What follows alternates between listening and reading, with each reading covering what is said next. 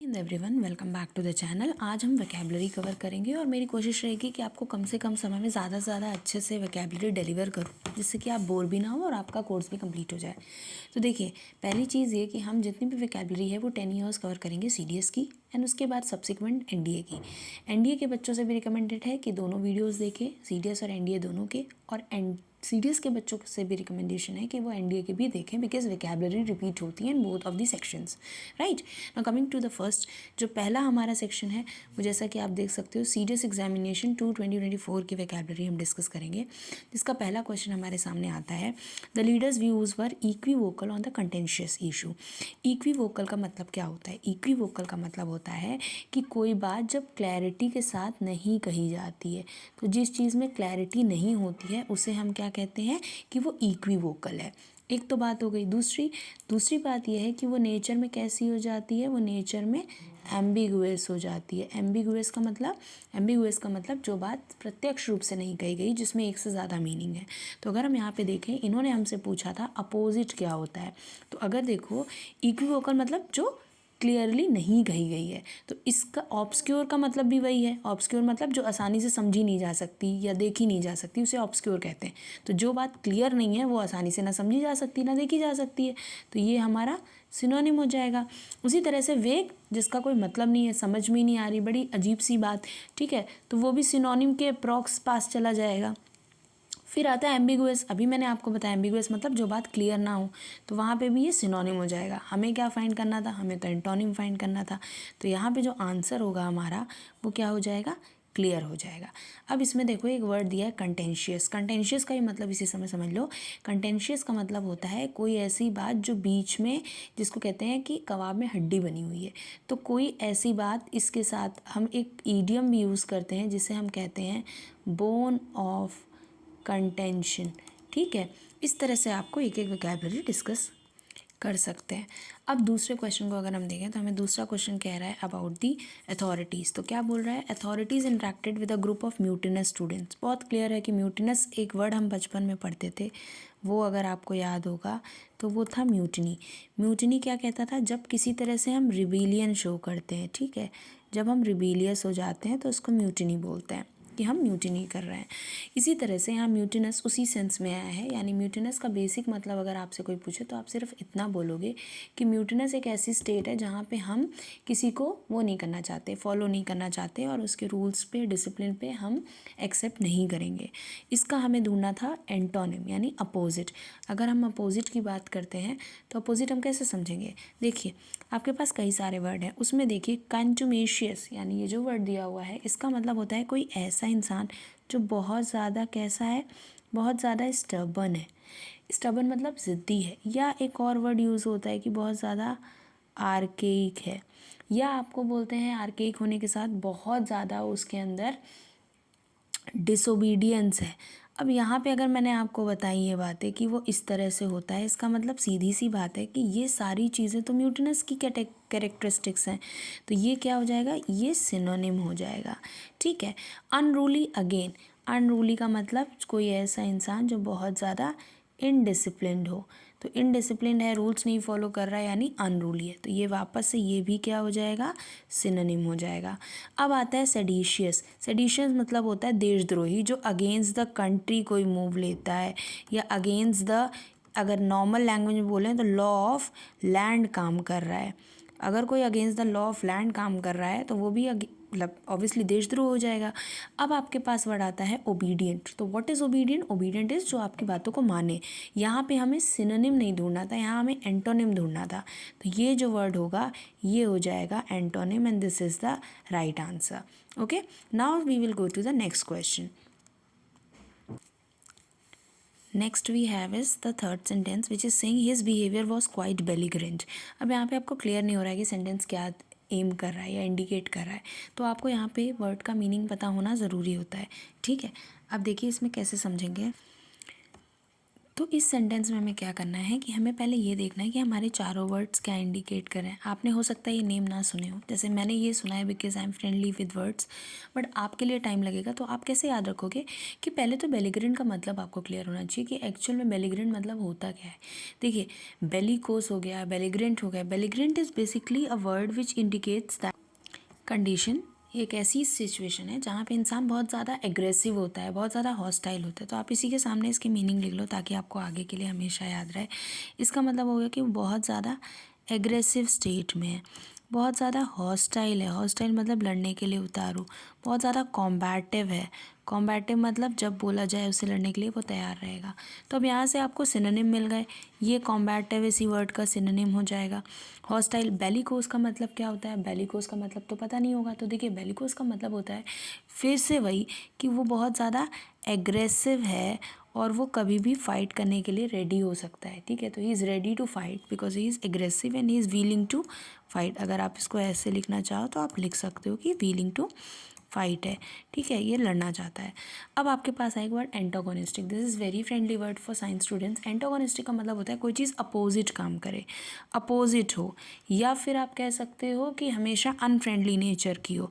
तो आप ये बताइए, जो अनफ्रेंडली नेचर का होगा वो आपसे दुश्मनी करेगा, आपसे लड़ने के लिए तैयार रहेगा कि आपसे फ्रेंडशिप करेगा? तो इसमें आंसर क्या जाएगा? The answer will be amiable.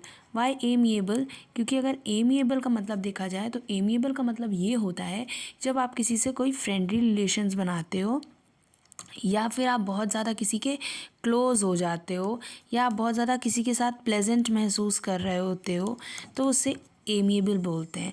Amiable PY क्यों भी रहा है तो इसको इसलिए भी नहीं भूलना है।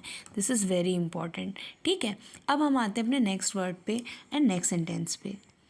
अब अगर हम फोर्थ वाले क्वेश्चन को देखें तो ये बहुत इंटरेस्टिंग भी है और बहुत ज़्यादा न्यू भी है वर्ड आपकी वोकैबुलरी में। एफ्यूसिव। देखिए, एफ्यूसिव का मतलब होता है, जैसे मैंने बोला he was effusive in his praise. तो एफ्यूसिव मतलब होता है कोई ऐसा इंसान जो किसी के बारे में बहुत ज़्यादा ग्रैटिट्यूड शो कर रहा है। ग्रैटिट्यूड मतलब समझते हैं, जब किसी के बारे में तारीफ़ करना, किसी को अप्रूवल देना।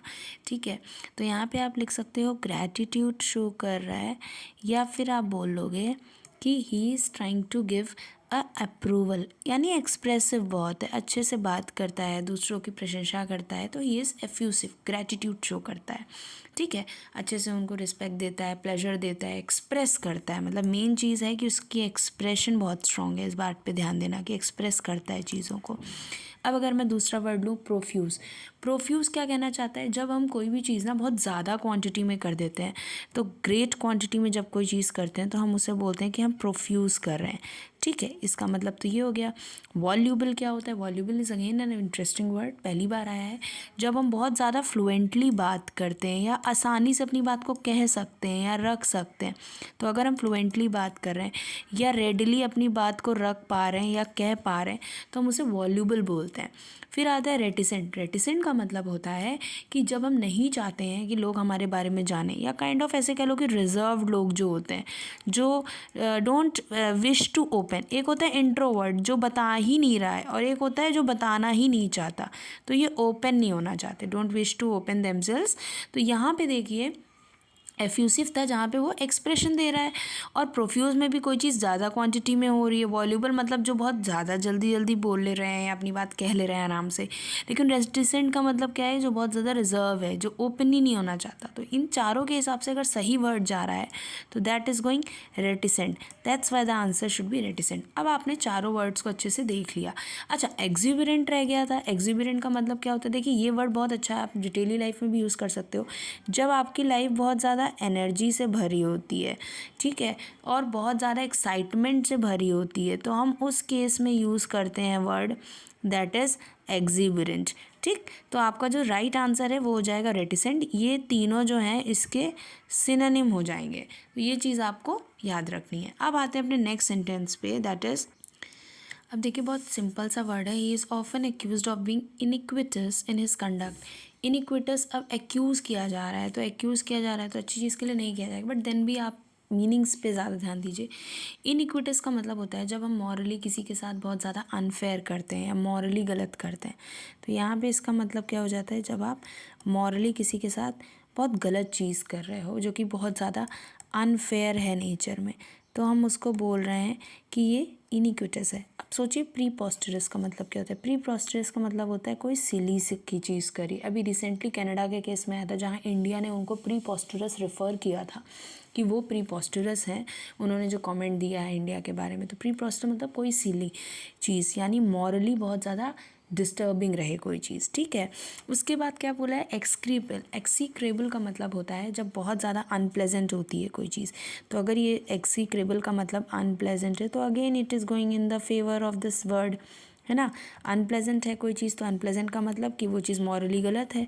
वर्चुअस होता है, वर्चुअस का मतलब कि आप जब बहुत ज़्यादा मॉरली अच्छे होते हो, तो हम लोग बोलते हैं ना कि I want to be morally good in life, तो आप बोलते हो I want to be virtuous in life, मतलब मैं गलत को गलत और सही को सही मॉरली कह सकूँ।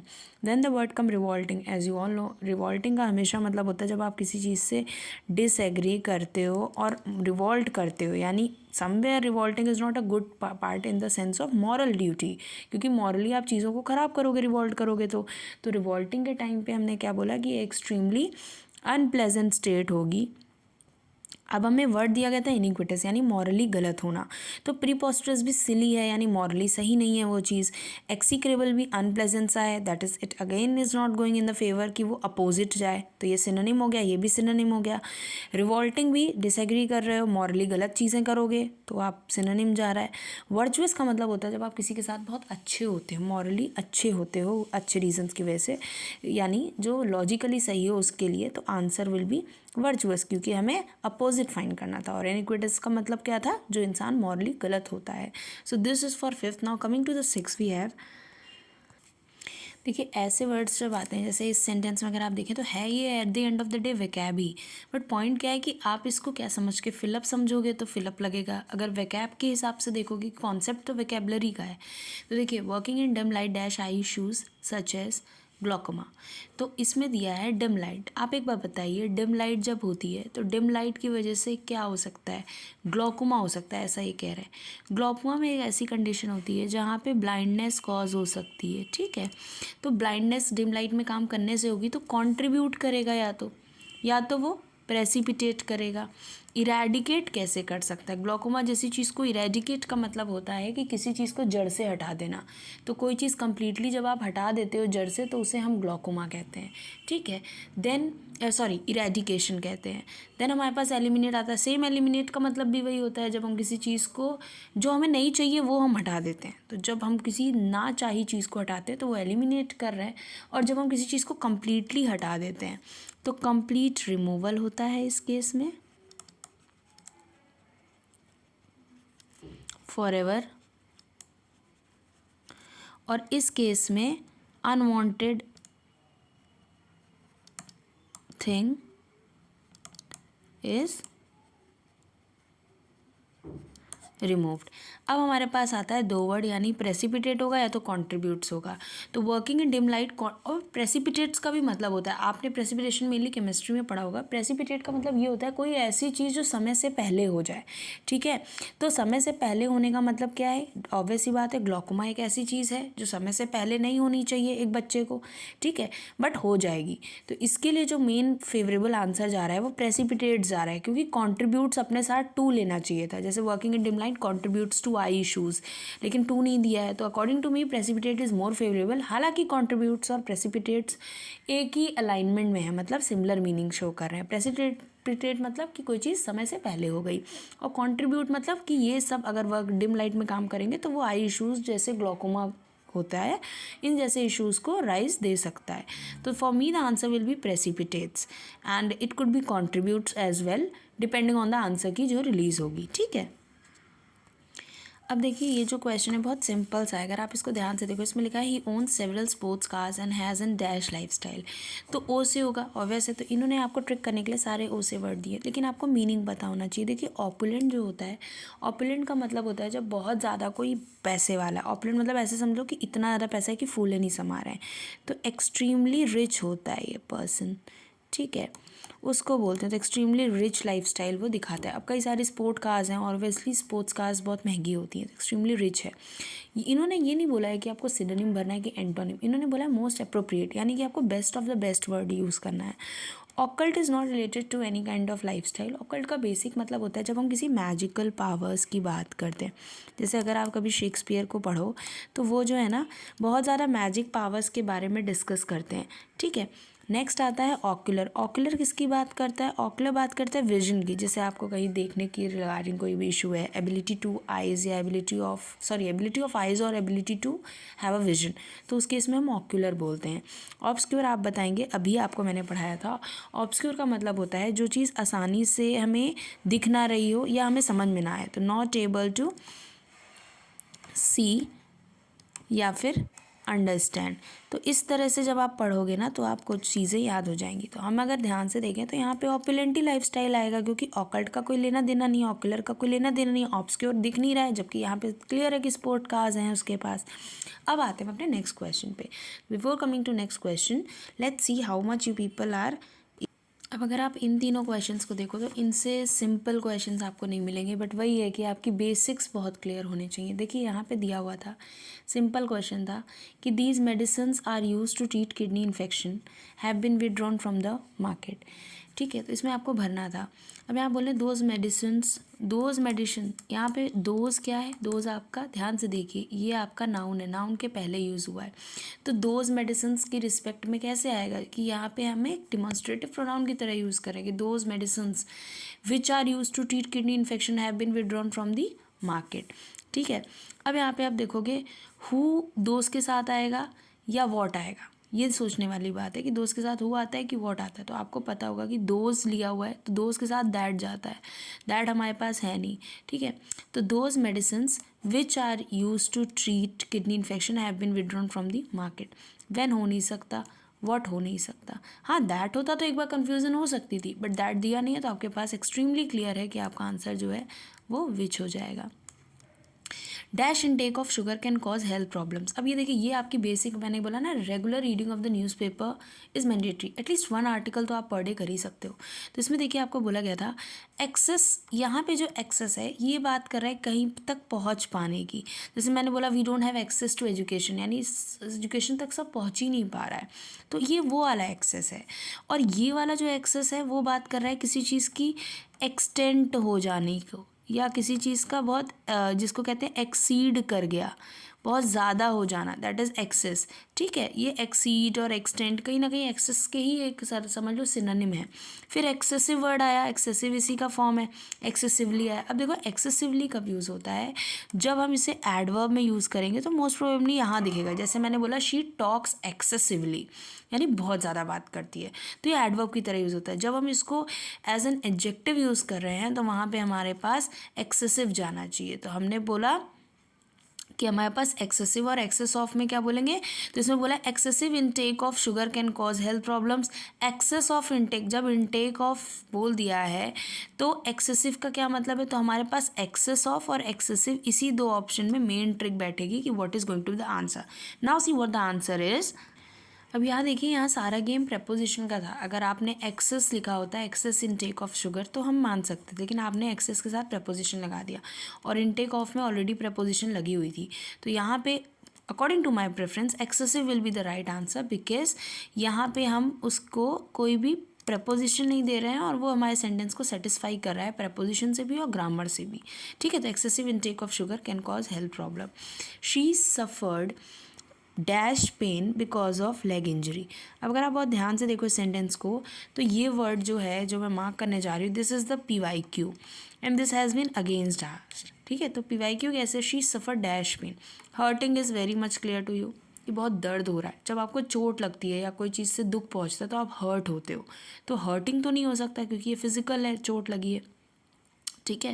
जैसे वो ना I got hurt from this particular bad, ठीक है। तो इस तरह से रहता है। कंज्यूमिंग, कोई चीज़ आप कंज्यूम कर रहे हो, खा रहे हो, बेसिकली तो ये जाता है। लेकिन कंज्यूम, जैसे मान लीजिए मैं कुछ खरीद रही हूँ तो भी मैं कंज्यूमर हूँ, ठीक है। भोगना, किसी चीज़ को आप भोग रहे हो।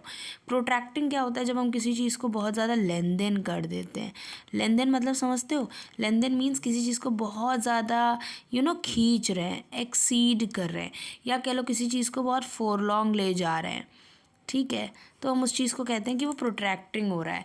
अब एक्सक्रूशिएटिंग क्या होता है, एक्सक्रूशिएटिंग होता है जब हमें बहुत ज़्यादा एक्सट्रीम पेन फील होता है तो हम बोलते हैं एक्सक्रूशिएटिंग। तो answer will be she suffered excruciating pain because of the leg injury.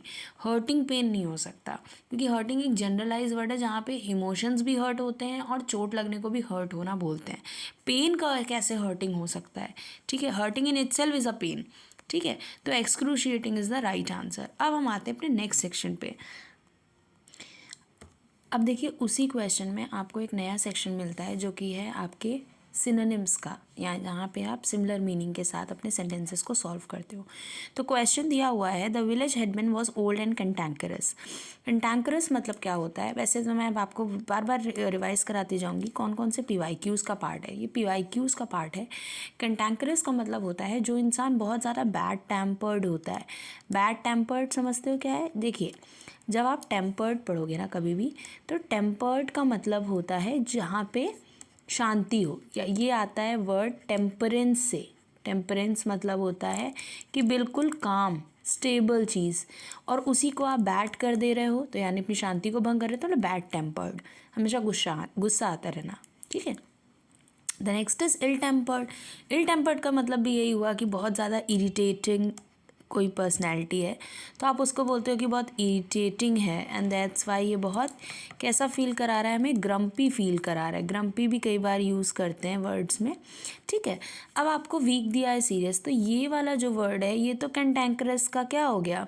ये हमारा सिनोनिम हो गया। तो इल टेम्पर्ड ये डायरेक्ट मतलब था कि कैंटैंकरस मतलब होता है बुरे दिमाग का, यानी बैड टेम्पर्ड, और ill tempered is a right meaning. अब आते हैं, अगर इसका हमसे एंटोनिम पूछता तो हम क्या बताते? Obviously polite. कोई भी अगर पोलाइट है तो इसका मतलब वो कैसा है? वो एक ऐसा इंसान है जो कि अपने माइंड को हमेशा स्टेबल रखता है। तो ये इसका एंटोनिम हो जाता। तो हालांकि आपका आंसर ये होगा, बट आपको ये याद रखना है कि इसका एंटोनिम अगर जाता तो क्या जा सकता था। Same new question in front of you is कि psychological problem among the youth can be attributed to the pernicious influence of the internet. अब यहाँ पे आपको ये याद रखना चाहिए कि परनीशियस है क्या, तब तो आप क्वेश्चन सॉल्व करोगे। तो परनीशियस का मतलब होता है, देखिए एंटोनिम के क्वेश्चन जैसा कि मैंने हमेशा कहा कि बड़े इंटरेस्टिंग होते हैं, क्योंकि इन क्वेश्चंस में आपको सिनोनिम तो मिलता ही है, साथ में उसका एंटोनिम भी मिल जाता है। जैसे पिछले वाले क्वेश्चन में हम क्या कर रहे थे? सिनोनिम्स एंटोनिम्स दोनों ढूंढ रहे थे, वैसे इसमें भी है। देखिए जहाँ पे बोला गया है psychological problems among the youth can be attributed to the pernicious influence. अब यहाँ पे आप बताइए आपको क्या लगता है इंटरनेट का कैसा प्रभाव पड़ता है हमारे ऊपर? ऑब्वियसली अच्छा भी पड़ता है, बुरा भी पड़ता है, but how come I am going to interrogate कि ये किसको रिफ्लेक्ट कर रहा है, नेगेटिविटी को या पॉजिटिविटी को? तो इसका मीनिंग पता होना चाहिए। तो परनीशियस का बेसिक मीनिंग होता है जब कोई चीज़ अपना बहुत एविल इफेक्ट छोड़ती है, जब कोई चीज़ बहुत ज़्यादा ऐसा काम करती है जो नोटिस में तो नहीं आता है लेकिन हमारे लिए कैसा रहता है? हार्मफुल रहता है। तो उस केस में अगर आप बात करोगे तो किसकी बात होगी? ऑब्वियसली हमें सिनोनिम बोला गया है तो आंसर क्या हो जाएगा? हार्मफुल। हमें फर्स्ट लाइन में मिल गया। अब आता है इनॉक्वस क्या होगा? ऑब्वियसली जैसा आप सोच रहे हो सेम वही है, ये इसका अपोजिट होता है। और लाइक इनॉक्वस का मतलब होता है जो आपको हार्म नहीं पहुंचाएगा, यानी दिस इज़ हार्मलेस। तो ये अपोजिट है, तो ये क्या हो जाएगा? ये आपका एंटोनिम हो जाएगा। ठीक है, उसी तरह से पॉजिटिव वर्ड भी था जो इसको रिफ्लेक्ट कर सकता था एज अ एंटोनिम, क्योंकि कोई चीज़ पॉजिटिव है यानी वो हार्मलेस है, बट मोर प्रोबेबल है इनॉक्वस उसका राइट आंसर जाएगा, अगर आपको फर्दर पेपर्स में देखने को मिलता है, जो कि चांसेस हैं देखने को मिलने की। नेक्स्ट हमारा क्वेश्चन है our teacher told us not to be verbose while writing. अब देखिए वर्बोस का मतलब क्या होता है? वर्बोस का मतलब होता है जो बहुत ज़्यादा बोलता है। ठीक है, बोलता है इन द सेंस कि बहुत ज़्यादा लिखते वक्त बहुत ज़्यादा वर्ड्स आप यूज़ कर रहे हो, then it is known as verbose. तो क्वेश्चन कह रहा है आपको ऑप्शंस दिए हैं और आपको सिनोनिम फाइंड करना है। पहले मैं एक बार फिर से रिकॉल करा दूँ, यहाँ पे जो आंसर होगा वो ये होगा, and don't mistake with this positive word, I have just given it to reflect you the meaning. Verbose का मतलब होता है जब हम राइटिंग में बहुत ज़्यादा वर्ड्स को यूज़ करते हैं, तो यानी हम क्या कर रहे हैं? हम एक तरह से उसको एग्जैगरेट कर रहे हैं बहुत ज़्यादा। शॉर्ट मतलब तो पॉइंट टू पॉइंट लिखना। इनफॉर्मल मतलब भी होता है जब हम किसी चीज़ को बहुत ज़्यादा लिख देते हैं, तो वहाँ पे भी सेम एक्सटेंड में जा रहा है। लेकिन हमसे पूछा गया है कि कोई चीज़ को बढ़ा चढ़ा के अननेसेसरी मत लिखो। तो वर्बोस इज़ बेसिकली एग्जैगरेट, मतलब जैसा मैंने आपको बताया ही था कि बहुत ज़्यादा बढ़ा चढ़ा के। शॉर्ट तो उसका एंटोनिम हो जाएगा, तो यहाँ पे अगर मैं लिखूँ तो एंटोनिम हो जाएगा, या मैं कह लूँ कि ये इसका अपोजिट है। हमें नियर बाय मीनिंग ढूंढना था। वर्बोस मतलब to use more words than needed, यानी जितनी ज़रूरत है उससे ज़्यादा हम वर्ड्स यूज़ कर रहे हैं। और यहाँ पे एग्जैगरेट का सेम मीनिंग है, तो आंसर हमारा क्या हो जाएगा, आंसर हमारा हो जाएगा एग्जैगरेट, क्योंकि हमसे सिमिलर इन मीनिंग पूछा गया था। शॉर्ट अपोजिट की बात कर रहा है। इनफॉर्मल एक्चुअली बहुत मल्टीपल डायमेंशन में आता है। इनफॉर्मली आप लेटर भी लिखते हो, इनफॉर्मल आप बात भी करते हो, तो बहुत बड़ी बात हो जाएगी जो कि बिल्कुल रिलेट नहीं करेगी डायरेक्टली। सक्सेंट का मतलब अगेन यही होता है, जब हम सक्सेंट बोलते हैं किसी को तो हम सिंपली ये रिफ़र करते हैं कि वो इंसान अपनी बात को बहुत ज़्यादा क्लैरिटी के साथ प्रोसीड कर सकता है, क्लैरिटी के साथ कम शब्दों में बोल सकता है। तो यहाँ पे हमें क्या हो रही है, क्लैरिटी, और you can say the thing is clear. Please clarity कोई वर्ड नहीं होता, क्लैरिटी होता है और क्लियर होता है। क्लैरिटी मतलब साफ साफ दिखना, ठीक है। तो दिस इज़ सक्सेंट। अब ये क्या हो जाएगा, ये इसका फिर से अपोजिट हो जाएगा। तो आपसे कोई पूछे कि वर्बोस का अपोजिट क्या है, तो आप बोलोगे शॉर्ट हो गया, सक्सेंट हो गया, अपोजिट हो जाएंगे। और अगर एग्जैक्ट मीनिंग पूछेगा, सिमिलर इन मीनिंग पूछेगा, तो एग्जैगरेट हो जाएगा। Okay, now coming to the next question. अब देखिए बड़ा प्यारा सा सेंटेंस है, the actor narrated the story in a resonant voice. Resonant मतलब क्या होता है, रेजोनेंट मेनली रिफर करता है एक सिचुएशन को जहाँ पे आपकी साउंड जो होती है ना वो फ्लक्स करती रहती है। यानी कि अगर आप बेसिक देखो तो ये बोल सकते हो कि साउंड जो है बार बार कंटिन्यू कर रही है with a rhythm in it, ठीक है। सॉफ्ट का उससे कोई मतलब नहीं है, सॉफ्ट तो बड़ा प्यारा सा वर्ड है, उसका इससे डायरेक्ट रिलेशन नहीं है। हार्श होता है, बहुत ज़्यादा रफ वॉइस है तो हम उसको हार्श बोलते हैं। डीप मतलब बहुत ज़्यादा, ऑब्वियसली बहुत ज़्यादा गहरी बात कही जा रही है, गहरी वॉइस यूज़ की जा रही है। क्विवरिंग इज़ अगेन कोई बात जो शेक करती है, यानी शेकिंग वॉइस में बोल रहे हो, यानी बहुत ज़्यादा आप शेकिंग फील कर रहे हो जब आप वॉइस को बोल रहे हो, यानी वाइब्रेशंस प्रोड्यूस हो रहे हैं। तो रेजोनेंट का जो सही जाना चाहिए वो क्विवरिंग जाएगा, ठीक है। बाकी तीनों का उससे कोई रिलेशन नहीं है, क्योंकि हमें सिनोनिम्स बोला था तो ये हमारे वर्ड्स जा सकते हैं। They were fed up with his doltish behaviour. Now this is a new word, तो ये न्यू वर्ड है आपके लिए। अब इसका क्या मतलब है ये भी देख लेते हैं। देखिए डॉल्टिश बिहेवियर में एक और आपको न्यू वर्ड मिल रहा है, that is imbecilic. Now when you are saying imbecilic it is a new word, precocious is a new word, but actually these are old words जो बाकी एग्जाम्स में पूछे जा चुके हैं।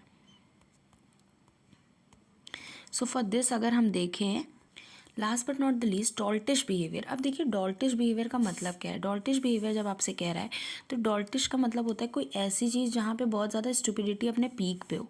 तो जब कोई स्टुपिड एक्ट हो रहा है, ठीक है, या फिर कोई ऐसा एक्ट जो बहुत ही ज़्यादा इडियोटिक साउंड कर रहा हो, तो हम बोलते हैं कि डॉल्टिश बिहेवियर है। इम्बेकिलिक अगर आप मतलब देखो, क्लेवर इज जो बहुत ज़्यादा चालाक है तो वो स्टूपिड बिहेवियर क्यों करेगा, तो this can be the antonym. Precocious का मतलब होता है जब आप उम्र से पहले कुछ ऐसा करने लगो जो आपको एक उम्र पे करना चाहिए था। जैसे 5 साल के 6 साल के बच्चे ऐसे एक्ट करें जैसे वो बड़े हो गए, तो वो प्रिकॉशियस हो रहे हैं। तो पॉजिटिव वे में भी ये कॉम्प्लीमेंट दिया जाता है, नेगेटिव वे में भी दिया जाता है, ठीक है। तो precocious is doing something before the age prescribe for that. उसके बाद वाइज इज ऑब्वियसली ये भी आपका एंटोनिम हो जाएगा, क्योंकि जो इडियट है वो वाइज तो नहीं होगा। इम्बेकिलिक जो वर्ड आता है ये तो एलिमिनेशन से हो गया, लेकिन इम्बेकिलिक का जो मतलब होता है दैट इज़ अगेन है स्टूपिड। तो अगर मैं आपसे बोलूँ कि अब आप बताइए, तो आप भी बता लोगे कि मैम डॉल्टिश का मतलब भी स्टूपिड है और इम्बेकिलिक का मतलब भी स्टूपिड है, तो answer over here will be imbecilic. अब आते हैं हम अपने नेक्स्ट पार्ट के वीडियो में, जो मैं बाद में आपको अपडेट करूँगी। टिल दैट टाइम, जय हिंद, जय Bharat, and surely give your feedback in the comment section. Thank you.